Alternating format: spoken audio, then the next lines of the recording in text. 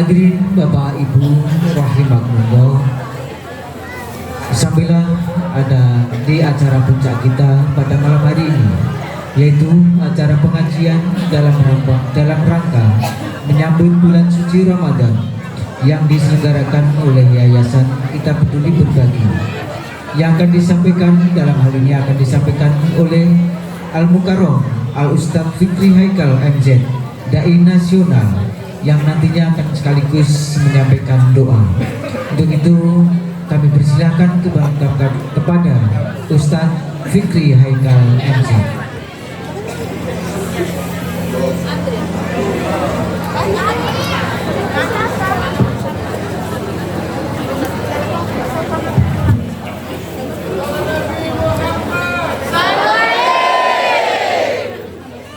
Assalamualaikum warahmatullahi wabarakatuh.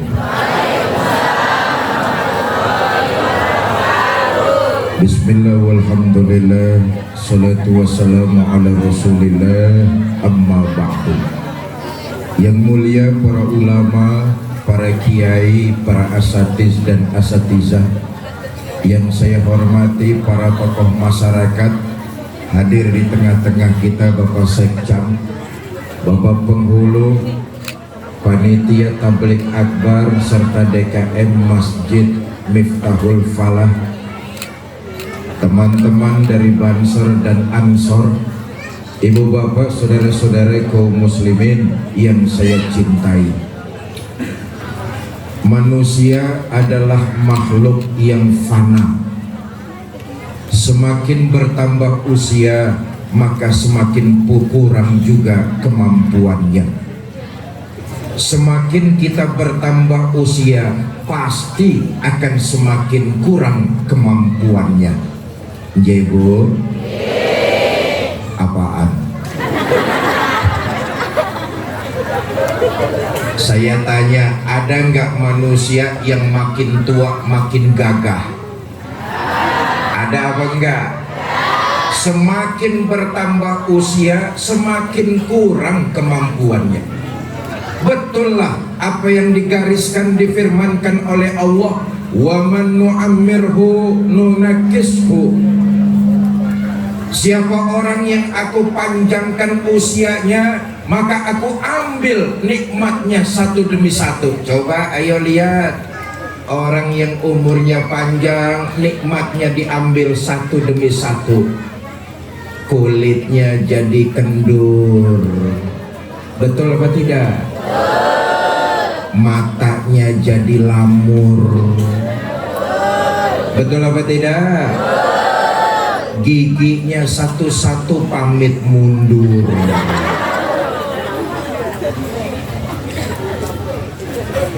Yang pasti Allah menciptakan manusia sesuai dengan ukuran dan batasannya. Sama seperti benda, ada batasan bobotnya, jarak ada batasan jauhnya, kerja ada batasan pensiunnya, dan umur manusia ada batasan akhirnya. Makanya kata Imam Qurtubi, yang namanya maut itu laisal maut ma fi adamin mahdin wala fana. Yang namanya kematian batas umur dari manusia. Yang namanya mati itu bukan hancurnya jasad dan punahnya badan, tetapi yang disebut kematian adalah pindahnya manusia dari alam dunia kepada alam kubur. Nih, maaf, yang hadir di sini nih semuanya calon-calon jenazah. Betul apa tidak? Kita akan pindah. Mau atau tidak mau, suka atau tidak suka, itulah perjalanan kita manusia. Kita pasti bakalan pindah tempat. Karena itu pantas kalau Nabi mengingatkan kepada kita untuk banyak-banyak mengingat kematian. Apa sebab? Karena dengan banyak mengingat kematian membuat hidup kita makin lurus dan terarah. ada hidup sesudah mati, ada akhirat sesudah dunia. Orang yang pintar bukan yang titelnya berderet. Orang yang pintar bukan yang dipanggil profesor, doktor dan sebagainya. Tapi orang yang pintar menurut baginda Nabi adalah mereka yang banyak mengingat kematian lalu mempersiapkan diri untuk menghadapinya. Karena itu kehadiran kita malam ini sangat penting untuk jadi manusia yang pintar dan cerdas. Selalu banyak mengingat kematian karena ini penting. Apa manfaatnya? Bu, tentu manfaatnya buat kita yang masih hidup. Kita pasti akan menyusul orang-orang tua kita yang sudah pada meninggal lebih dulu. Tadi saya katakan tuh, ini yang hadir malam ini kan calon-calon jenazah semua, betul? Dan kita pasti akan menyusul mereka, orang-orang tercinta kita yang sudah berangkat lebih dulu. Kata Nabi itu, orang yang sedang di alam kubur itu persis sama seperti orang yang lagi tenggelam. Ibu pernah lihat orang tenggelam di sungai? Pernah lihat orang tenggelam? Kalau ada orang tenggelam di sungai, ibu panggil, "Mas, tenggelam ya?" "Oh, saya kasih beras sekarung ya." Mau nggak kira-kira orang tersebut? Nggak mau. "Saya kasih sepeda motor Nmax ya." Mau nggak kira-kira orang tersebut? Enggak. Itulah perumpamaan kata baginda Nabi, orang-orang tua kita, keluarga kita, teman kita yang sekarang sedang di alam kubur, mereka seperti orang tenggelam. Orang tenggelam kan begitu tuh, ada kayu dipegang, ada tong dipegang, ada batang pohon dipegang. Yang penting dirinya selamat. Bahkan rumput pun masih dipegang, padahal dia tahu rumput tidak kuat nahan bobotnya, tapi karena ingin selamat rumput dipegang juga. Orang-orang tua kita, keluarga kita, famili kita. Ini kan bulan Sya'ban, di penghujung bulan Sya'ban ada tradisi di negara kita, bulan Sya'ban ini bulannya kita ngirim roa, ngirim pahala buat arwah orang-orang tua kita, keluarga kita. Makanya tadi dilakukan pembacaan tahlil oleh Pak Penghulu dengan tempo yang sesingkat-singkatnya.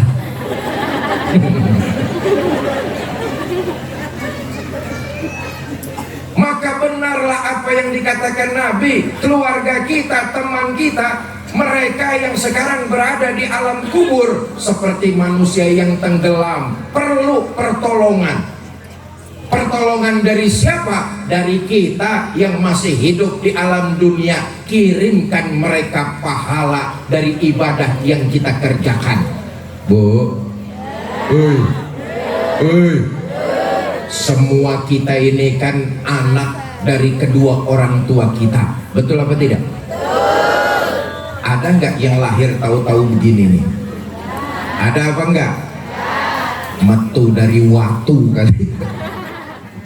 Semua kita ini anak dari kedua orang tua kita. Kalau memang orang tua kita sudah meninggal dunia, mereka menunggu, mengharapkan kiriman dari kita. Apa kirimannya? Kiriman pahala dari ibadah yang kita lakukan di alam dunia. Kirimkan mereka, paling tidak sehari semalam 5 rawatib, 5 kali sholat waktu. Kirimkan Fatihah sebagai bukti tanda cinta dan bakti seorang anak kepada kedua orang tuanya.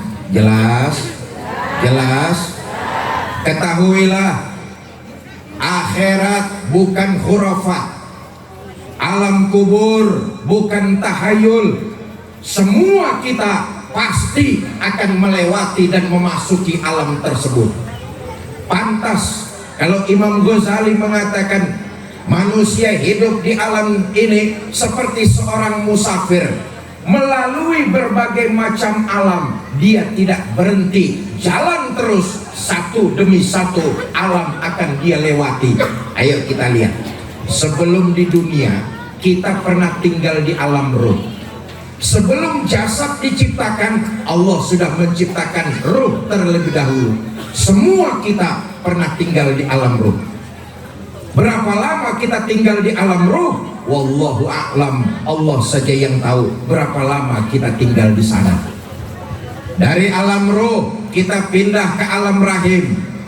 Tadi saya katakan semua kita ini yang hadir pasti pernah di dalam rahim ibu kita. Betul apa tidak? Berapa lama di alam rahim? Tentatif sebentar. Ada yang 7 bulan di kandungan sudah keluar. Ilmu kedokteran bilang itu bayi prematur. Betul apa tidak? Ada yang 9 bulan 10 hari. Ilmu kedokteran bilang itu bunting normal. Ada yang 2 tahun. Dukun beranak bilang itu bunting kebo, keluar brengosan, kelamaan ngetem di dalam. Dari alam rahim kita melanjutkan perjalanan kemana? Alam dunia. Empang Baru. Ini dusun Empang Baru ya, desa Empang Baru. Malam ini nih kita di desa Empang Baru. Berapa lama kehidupan kita di sini? Sebentar. Kenapa sebentar? Kita masih melanjutkan perjalanan ke alam berikutnya. Karena itu kita di sini cuma transit. Calon-calon jenazah.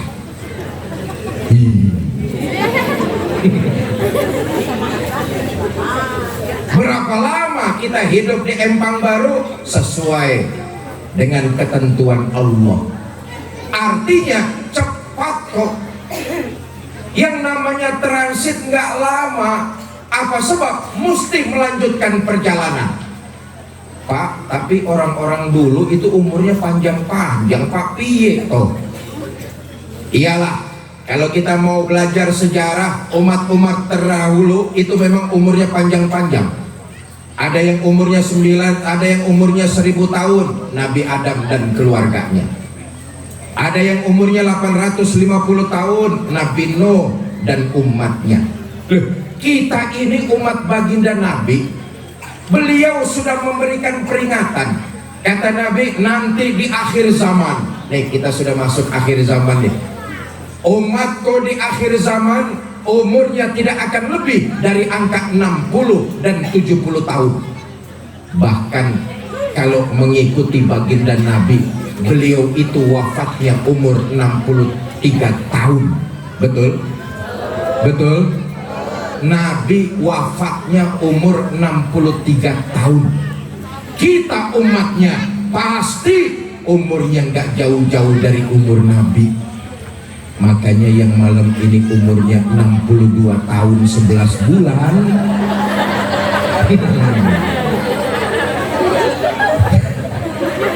Banyak-banyak makan yang enak sudah itu.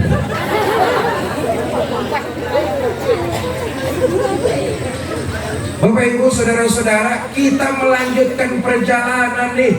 Yang pasti kita tinggal nunggu giliran. Kita akan menyusul orang-orang tua kita. Kita akan menyusul keluarga kita. Kita akan menyusul teman-teman kita. Karena itu hidup kita di alam dunia tidak lain memperbanyak ibadah.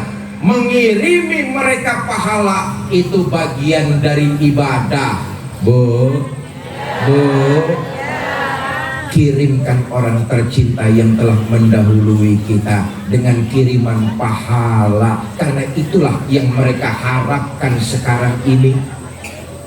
Mereka seperti orang yang tenggelam di sungai, menanti kiriman pahala dari kita yang masih hidup di alam dunia.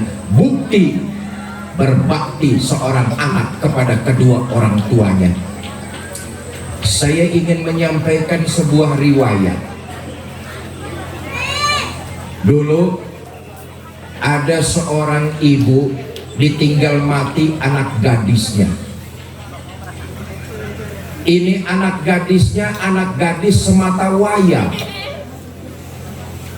Tiap hari sang ibu kepikiran, makan tidak enak, tidur pun tidak nyenyak. Kenapa? Dia kepikiran anak gadisnya yang sudah meninggal.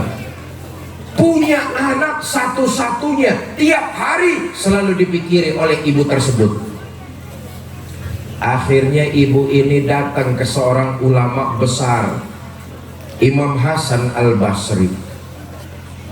Tuan Imam, saya punya anak gadis semata wayang, beberapa hari yang lalu meninggal dunia. Saya rindu ingin jumpa. Saya pengen tahu kondisi anak saya sekarang itu sedang apa.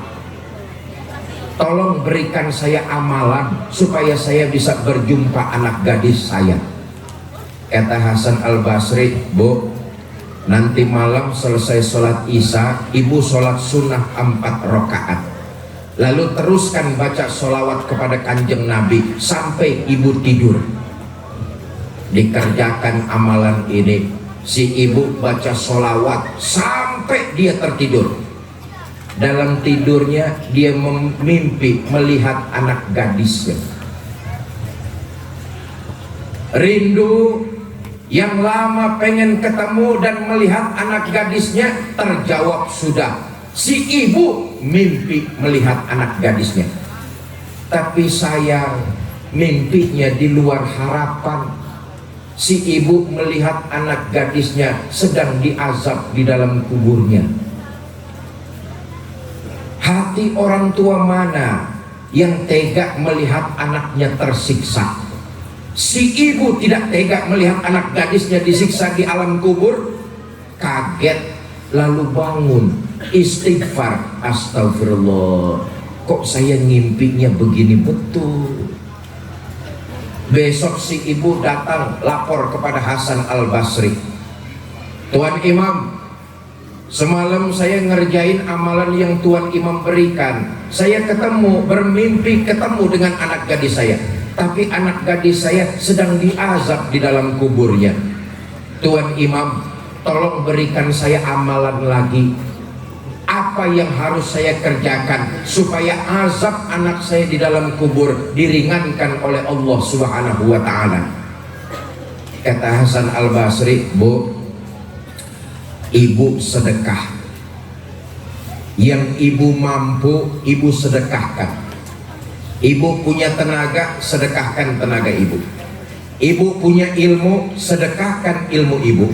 Ibu punya harta, sedekahkan harta ibu.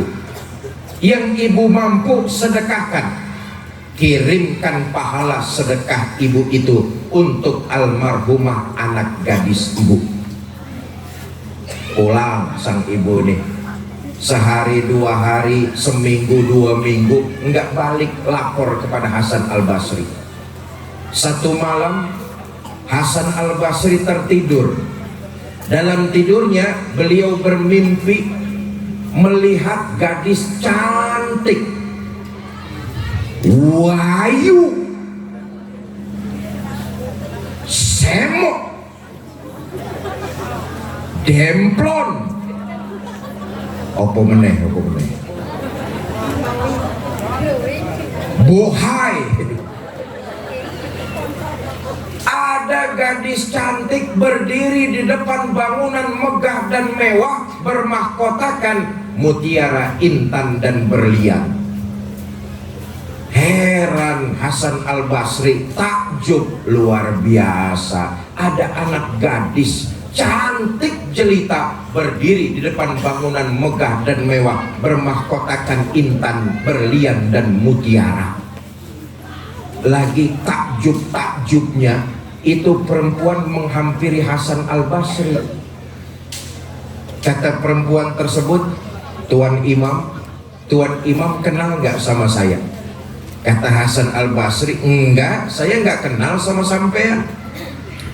Tuan Imam, ketahuilah, Beberapa hari yang lalu datang seorang ibu ke tempat Tuan Imam. Tuan Imam memberikan amalan. Si ibu disuruh sedekah apa saja yang dia mampu. Sedekahnya dikirimkan kepada almarhumah anak gadis sematawayangnya. Ketahuilah Tuan Imam, ibu tersebut adalah ibu saya, dan anak gadisnya adalah anak gadis tersebut saya. Berkat sedekah yang dilakukan oleh ibu saya, pahalanya dikirimkan kepada saya yang di alam kubur. Allah turunkan rahmah, saya terbebas dari siksa kubur. Bapak Ibu, ini sebuah tanda bahwa kita kalau memang cinta kepada kedua orang tua, keluarga kita yang sudah mereka mendahului kita, maka bukti berbakti kita, kirimkan mereka pahala-pahala ibadah yang kita kerjakan di alam dunia. Saya katakan sekali lagi, mereka, kata baginda Nabi itu, sedang seperti orang yang tenggelam di sungai, memerlukan pertolongan, memerlukan bantuan. Pertolongan dan bantuan tidak lain dan tidak bukan kiriman pahala dari kita yang masih hidup di alam dunia. Jelas? Jelas? Mudah-mudahan kita yang hadir di sini nih tidak mengurangi pahala kita. Allah akan lipat gandakan pahala kita. Amin.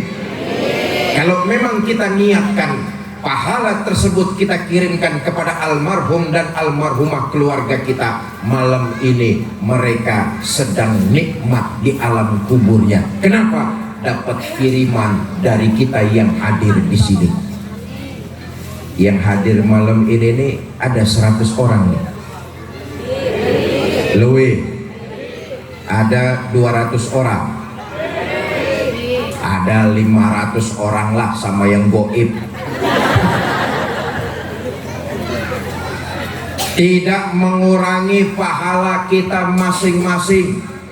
Pembacaan tahlil tadi sudah dipimpin oleh penghulu.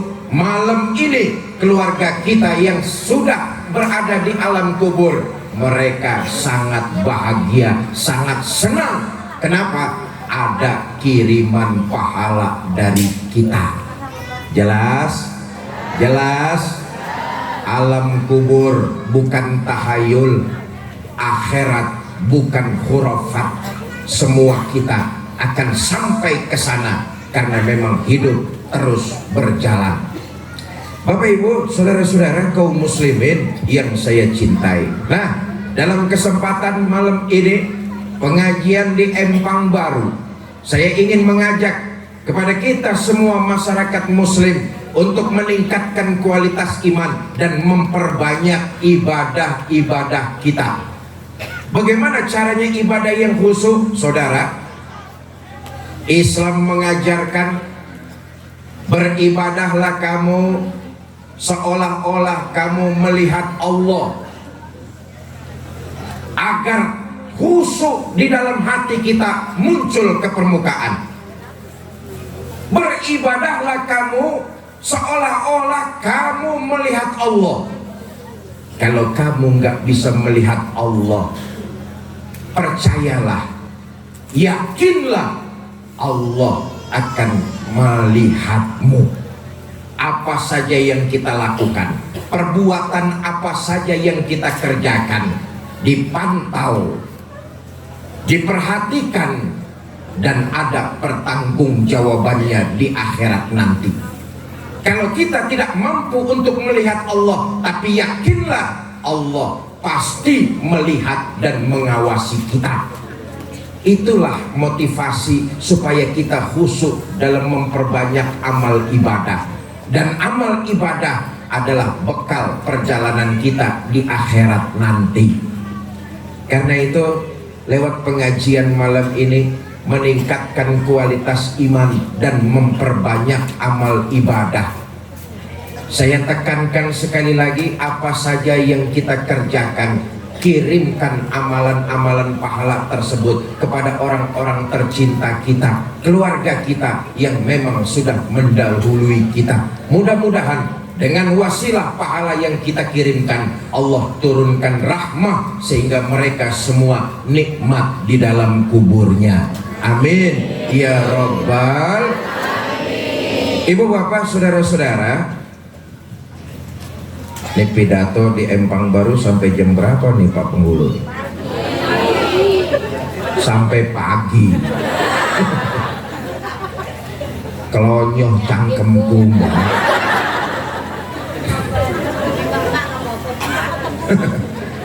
Ya, pertama dengan pengajian malam ini saya ingin mengajak kita, apalagi beberapa hari yang akan datang kita akan insya Allah memasuki bulan suci Ramadan. Ayo tingkatkan kualitas iman dan memperbanyak ibadah, ya Bu, ya Bu. Nah, khusus untuk kaum ibu nih, Bu. Dulu di zaman Nabi ada serombongan ibu-ibu demo. Oh, demo itu bukan zaman sekarang saja. Zaman Nabi beliau pernah didemo sama ibu-ibu. Datang lapor, ya Rasulullah, ada apa Bu? Orang laki si enak piye toh? Kalau orang laki nuntut ilmu, kami perempuan nuntut ilmu. Insya Allah pinternya sama, pahalanya sama. Terus, kalau orang laki puasa, kami perempuan juga berpuasa. Insya Allah pahalanya sama, predikat la'allakum tattaqunnya juga sama. Kemudian apa lagi Bu? Nah ini ya Rasul, kalau orang laki ngangkat pedang pergi ke medan perang, mereka gugur di sana, mereka dapat pahala syahid. Lalu di mana pahala syahidah kami kaum perempuan ya Rasulullah? Oh, ibu-ibu zaman Nabi rupanya ibu-ibu yang kritis. Mereka mencari gelar syahidah. Kalau pria maju ke medan perang, gugur membela agama, syahid. Kami ini kaum perempuan, di mana pahala syahidah kami ya Rasulullah? Kata Nabi, oh persoalan itu ibu-ibu nggak usah khawatir. Mengurus rumah tangga itu pahalanya syahidah, Bu. Merawat dan mendidik anak itu pahalanya syahidah. Mengurus kebutuhan keluarga itu pahalanya syahidah. Bahkan meninggal dunia melahirkan anak pahalanya syahidah. Enak apa enggak? Enak apa enggak? Saya tanya nih, Bu, melahirkan sakit apa tidak? Kapok? Bandel juga ibu-ibunya. Nah karena itulah saya ingin mengingatkan bahwa salah satu gudang ibadah, oh ternyata ada dalam rumah tangga kita masing-masing, Bu. Taat kepada suami selama suami tidak melanggar perintah Allah, itu ibadah. Insya Allah pahalanya syahidah. Kemana-mana izin sama suaminya, cium tangan suaminya. Tadi mau ngaji izin nggak sama suaminya nih? Cium tangan suaminya.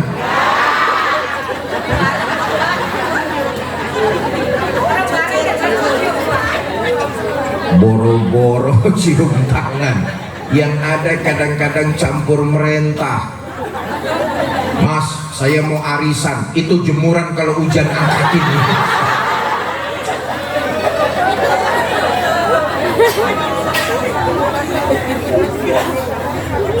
Ketika seorang wanita belum bersuami, maka orang tualah yang berkewajiban terhadap dirinya. Bu, oh, lempengan ini ibu-ibu belaga budak. Ketika seorang wanita belum bersuami, maka tanggung jawabnya ada pada kedua orang tuanya. Tetapi ketika seorang wanita telah bersuami, maka dia harus mendapatkan izin dari suaminya.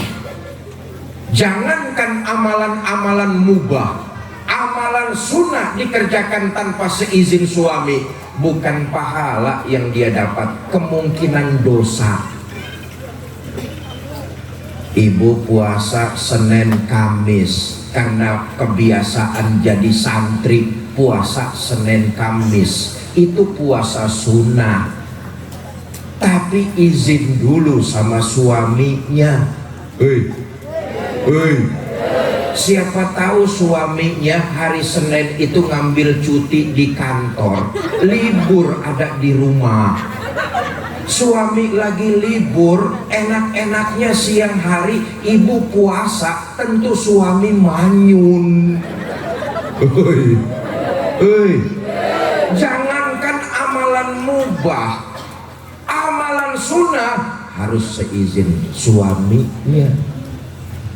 Apalagi tibang pergi arisan atau kondangan. Bapak Ibu, saudara-saudara kaum muslimin yang saya cintai. Tapi tadi saya udah dikasih tahu sama penghulu, Ustaz, ibu-ibu sini mah insya Allah semuanya istri-istri soleha. Taat, nurut sama suaminya.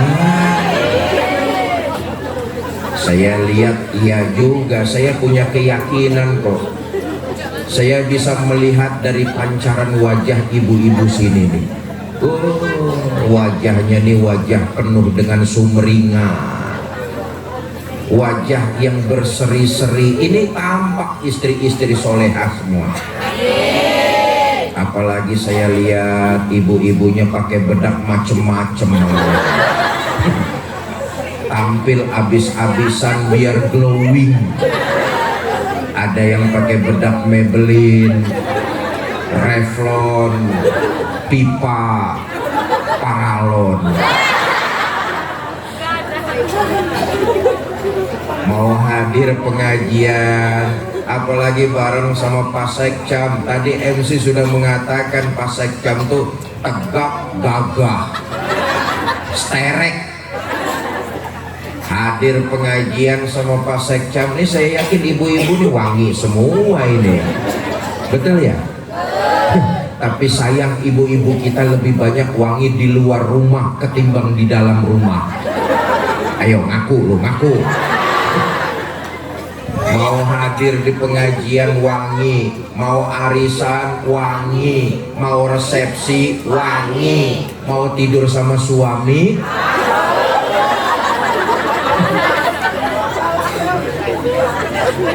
mentang-mentang mau tidur sama suami, kaki bau remason, badan bau minyak tawon, naik ke leher bau autan. Dicium sama suami, kata suami, Bu, kamu bau jurik apa bau bekik?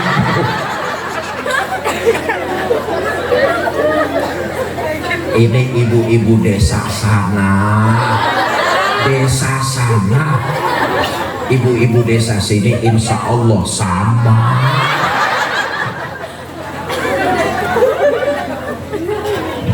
Bapak Ibu saudara-saudara kaum muslimin yang saya cintai, sebentar lagi beberapa hari yang akan datang insya Allah kita akan memasuki bulan suci Ramadan. Ayo azam, tradisikan mulai sekarang, tingkatkan kualitas iman, jaga kemurniannya, perbanyak amal-amal ibadah, karena itu bekal yang akan kita bawa melanjutkan ke alam berikutnya.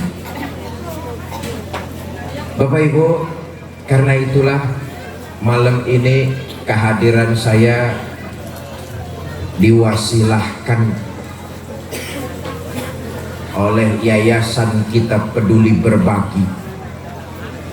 Yayasan Kita Peduli Berbagi ini berdomisili di Kota Pekanbaru.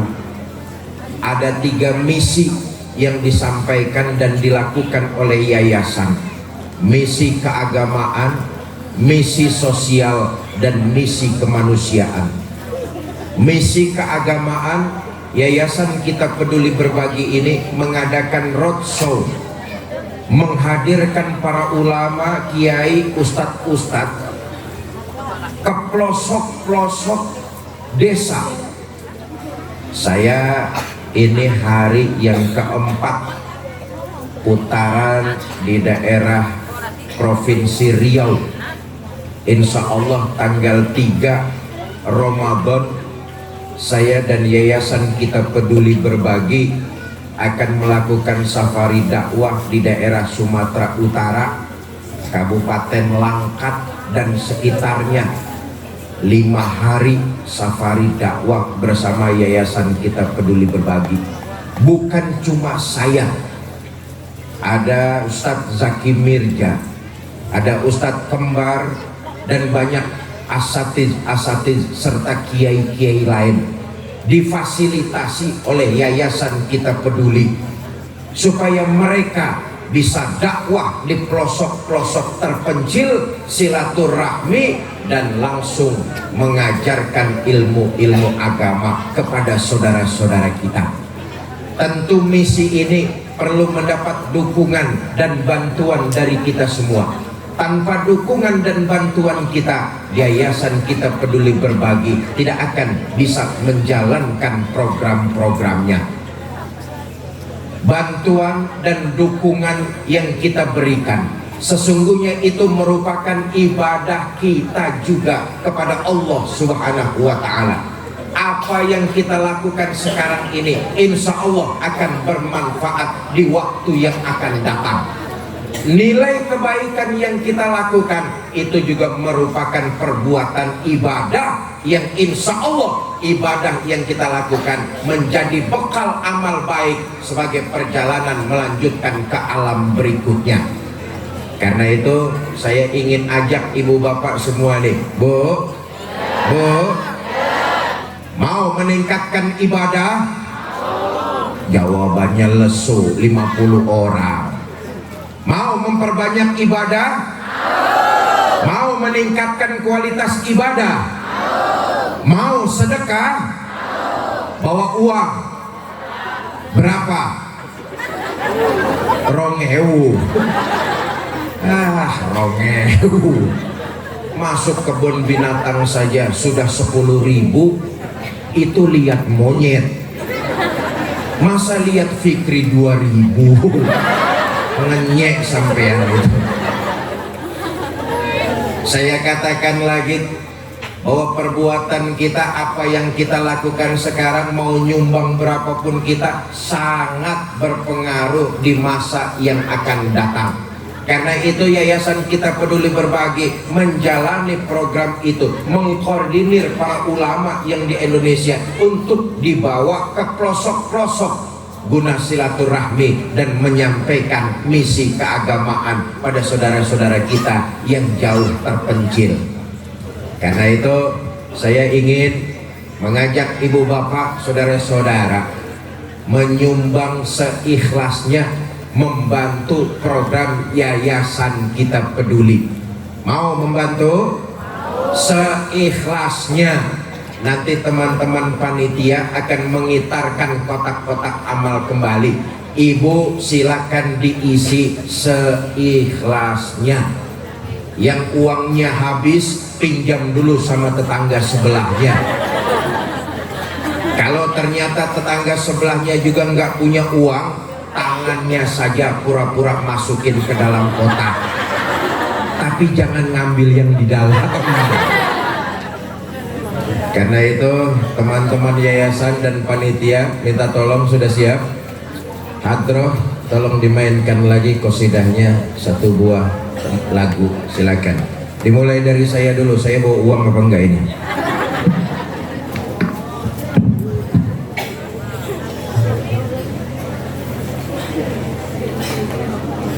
Sallu ala Nabi Muhammad. Innal habibal mustafa birahmati wa dufa, birahmati wa dufa.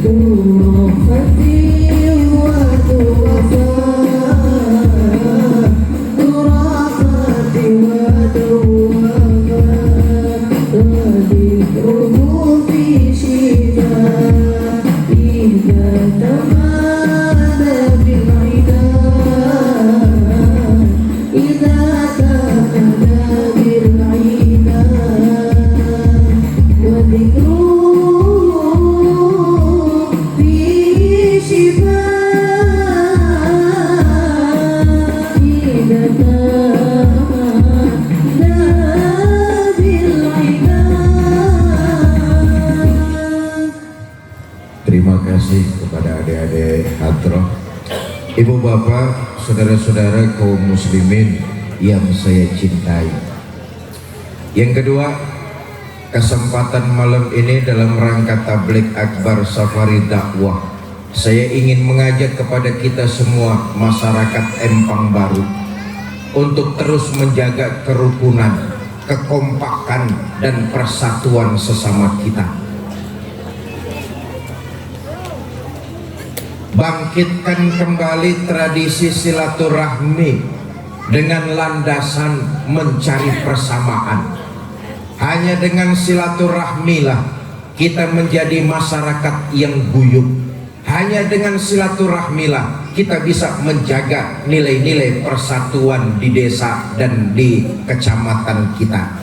Karena itu semangat silaturahmi harus terus kita kembangkan. Jaga kerukunan. Malam ini saya datang di desa di kampung Empang Baru. Silaturahmi saya berlandaskan kepada mencari nilai-nilai persamaan. Karena itu saya tidak merasa sebagai seorang tamu datang ke sini. Landasan saya bersilaturahmi adalah mencari nilai-nilai persamaan. Karenanya saya hadir di tengah-tengah desa ini, saya tidak merasa sebagai seorang tamu. Saya hanya merasa seorang keluarga yang mengunjungi dan bersilaturahmi ke tengah-tengah keluarganya. Saudara adalah saya adalah saudara. Menghina saudara sama juga menghina saya. Menyakiti saudara sama juga menyakiti saya. Kenapa? Karena kita keluarga besar. Saya adalah saudara, saudara adalah saya. Di hatiku ada kamu. Asik. Bu, yang namanya perbedaan mah pasti bakalan ada. Nih, kelihatannya tahun ini pemerintah akan berbeda menentukan tanggal 1 Ramadan dengan organisasi Muhammadiyah. Muhammadiyah menetapkan tanggal 2. Pemerintah baru akan sidang tanggal 1 sore. Kemungkinan puasanya tanggal 3, kemungkinan. Buat kita nggak jadi persoalan. Kita sadar betul bahwa perbedaan sampai kiamat pasti bakalan ada. Betul apa tidak? Karena itu ayo saling menghormati, saling menghargai, dan tetap saling mencintai. Kenapa? Supaya terjaga kerukunan kita.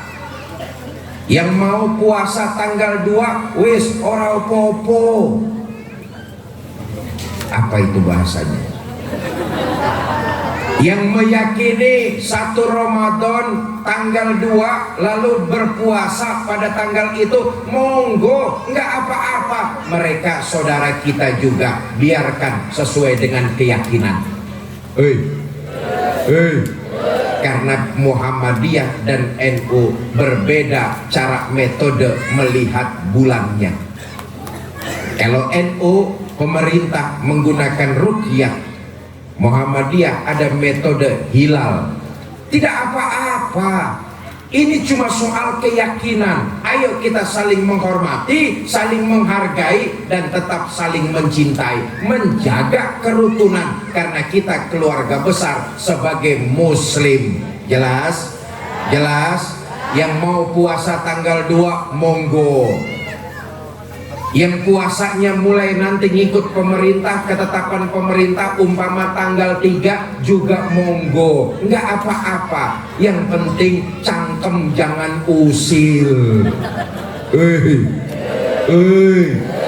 Jangan merasa paling benar, yang lain salah. Kalau sudah kayak begini akan memecah kerukunan warga. Jelas? Karena itu hidupkan silaturahmi. Walaupun berbeda, kita tetap saling menghormati, menghargai, dan tetap mencintai. Kalau ini yang kita lakukan, insya Allah dusun kita ke depan makin berkah dan makin maju. Bapak Ibu, saudara-saudara kaum muslimin yang saya cintai, tapi saya ingatkan bagi mereka yang hidupnya senang jadi provokator, tukang kompor, mengadu domba sesama warga, sungguh orang yang demikian tersebut adalah memutus silaturahmi di antara warga. Dan ketahuilah, azab orang tersebut sangat pedih. Jangankan di akhirat, jangankan di alam kubur, di alam dunia, di kampung, sedikit demi sedikit kita akan tahu sifat orang tersebut tidak baik. Pada akhirnya satu demi satu orang yang kayak begitu di kampung tidak ada yang mau menemani. Betul apa enggak? Karenanya ayo kita jaga silaturahmi di antara kita. Berbeda boleh saja, tapi harus tetap saling menghormati. Bu, saya tanya, yang malam ini hadir di sini nih, ada nggak yang mukanya sama? Jangankan muka kita sama, senyum kita saja berbeda-beda. Betul apa tidak? Seyogianya perbedaan yang ada di tengah-tengah kita harusnya saling menguatkan. Perbedaan yang terjadi di tengah-tengah kita bukannya kita saling menjauh, justru harus saling menguatkan. Bangunan masjid kita Miftahul Falah terdiri dari berbagai macam unsur yang berbeda. Betul apa tidak? Ada pasir, ada semen, ada air, ada batu bata, ada cat dan sebagainya. Unsurnya berbeda-beda, tetapi mereka saling menghormati, saling menghargai dan saling menguatkan, tidak saling main ejek dan main salah-salahan. Kalau kita berdiri sendiri-sendiri tidak akan mencapai kemenangan buat kita bersama.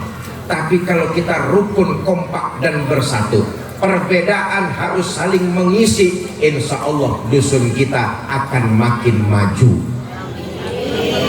Saudara, saya masih akan melanjutkan perjalanan safari dakwah. Karena itu terakhir saya menjelaskan misi dari Yayasan Kita Peduli Berbagi. Selain misi pertama yang tadi saya katakan, misi keagamaan, melaksanakan safari dakwah di berbagai daerah. Misi kedua dari Yayasan Kita Peduli Berbagi adalah misi sosial, dan yang ketiga kemanusiaan. Misi sosial dan kemanusiaan ini, Yayasan Kita Peduli membangun sebuah pondok tahfizul Quran. Kemudian juga yayasan mempunyai program One Home One Al-Quran. Misi ini begitu sangat mulia.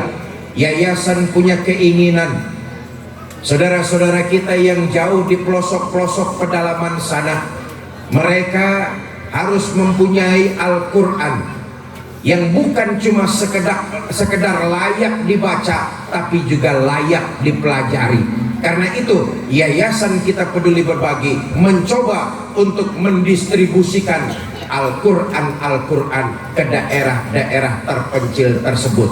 Gunanya apa? Agar anak-anak kita di daerah-daerah tersebut bisa dengan mudah membaca, mempelajari dan mengamalkan Al-Quranul Karim. Menopang misi tersebut, Yayasan Kita Peduli juga kemudian mengkoordinir para ustadz, para guru ngaji yang kemudian dikirim ke daerah-daerah tersebut untuk mengajarkan cara baca dan mendalami anak-anak kita untuk membaca Al-Quran. Lagi-lagi saya ingin mengajak ibu bapak semua untuk sama-sama jadi pejuang Al-Quranul Karim. Apa yang kita lakukan hari ini akan berdampak 40 tahun yang akan datang. Sekecil apapun perbuatan kita malam ini, insya Allah akan ada dampak yang luar biasa di kemudian hari.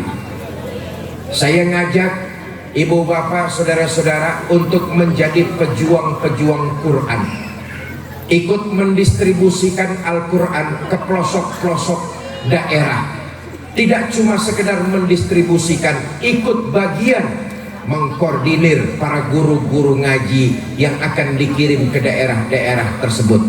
Karena itu malam ini saya ingin ibu bapak kita semua untuk ikut andil jadi pejuang Al-Quran dengan mendonasikan sedikit harta yang kita punya. Yayasan Kita Peduli Berbagi mengajak ibu bapak semua untuk mendonasikan Al-Quran. Satu buah Al-Quran, satu buah mushaf Al-Quran dimaharkan dengan nilai 100.000 rupiah. Satu Al-Quran macam ini, satu mushaf Al-Quran macam ini dimaharkan 100.000 rupiah. Apa kegunaannya 100.000 rupiah tersebut? untuk mencetak ulang Al-Quran ini supaya lebih banyak. Sebagiannya untuk memberikan intensif kepada guru-guru ngaji yang dikirim ke daerah-daerah terpencil tersebut. Karenanya satu mushaf Al-Quran dimaharkan dengan angka 100.000 rupiah. Buat ibu bapak yang ingin menjadi pejuang Al-Quran, mendonasikan lebih dari 1 Al-Quran, 10 Al-Quran misalnya, maka Yayasan Kita Peduli Berbagi memberikan apresiasi berupa piagam penghargaan macam ini yang ditandatangani oleh Ketua Umum Yayasan dan kebetulan saya sendiri. Saya ikut berpartisipasi, ingin seperti ibu bapak semua.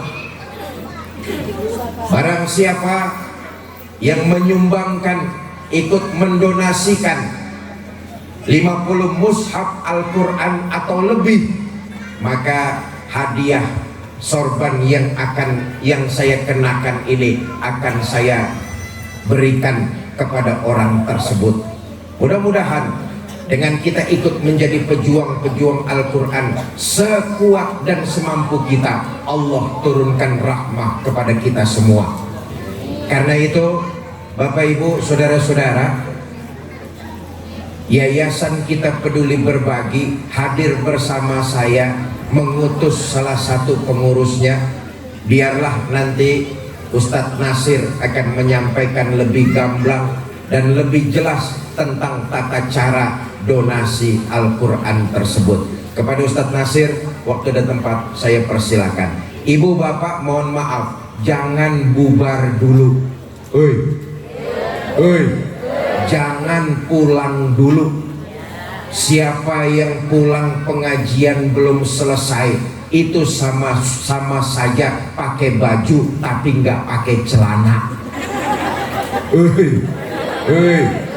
Karena itu intisarinya di doa nanti. Jangan bubar dulu, jangan pergi dulu, supaya kita mendapat keberkahan sama-sama. Ibu bapak, rupa-rupanya sudah jam 11:30 malam. Sudah larut karena besok akan melaksanakan aktivitas kita masing-masing. Jangan sampai karena pengajian sampai larut lalu subuhnya pada kesiangan. Yang sunnah dikerjakan tapi yang wajibnya malah ditinggalkan. Karena itu mari sama-sama kita tutup pertemuan kita malam ini dengan pembacaan suratul Fatihah. Mudah-mudahan kita semua yang hadir di sini dipanjangkan umur dalam taat kepada Allah, diberikan kita kekuatan zahir dan batin untuk menghadapi dan mengisi bulan suci Ramadan dengan berbagai macam amalan-amalan ibadah yang diridhoi Allah. Mudah-mudahan kita semua diberikan rumah tangga yang sakinah, mawadah dan rahmah, dikaruniakan kita keturunan yang soleh dan solehah, dan yang terpenting seluruh kita diwafatkan dalam kondisi husnul khatimah. Bitil kalmiyah al-Fatihah.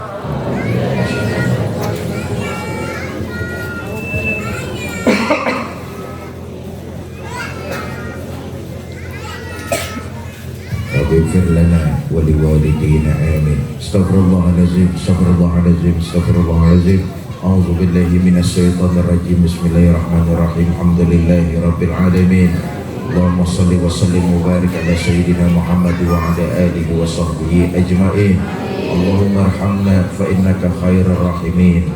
Allahumma ansurna fa innaka khairun nasirin. Allahumma ighfir lana fa innaka khairul ghafirin. Allahumma iftah lana fa innaka khairul fatihin. Allahumma rzuqna fa innaka khairur raziqin. Rabbi ighfir lana wa liwalidina wa li jami'il muslimin wal muslimat wal mu'minin wal mu'minat al ahya'i minhum wal amwat. Rabbana hab lana min azwajina wa zurriyyatina qurrata a'yun waj'alna lil muttaqina imama. Allahumma ja'alna min husnil khatimah, Allahumma ja'alna min husnil khatimah, Allahumma ja'alna min husnil khatimah wa la taj'alna min su'il khatimah. Wa sallallahu ala sayyidina Muhammadin wa ala alihi wa sahbihi wa sallam wa akhiru da'wana alhamdulillahi rabbil alamin. Ini saja yang dapat saya sampaikan. Terima kasih atas segala perhatian. Mohon maaf atas segala kekurangan. Wallahul muwafiq ila aqwamit thariq. Assalamualaikum warahmatullahi wabarakatuh.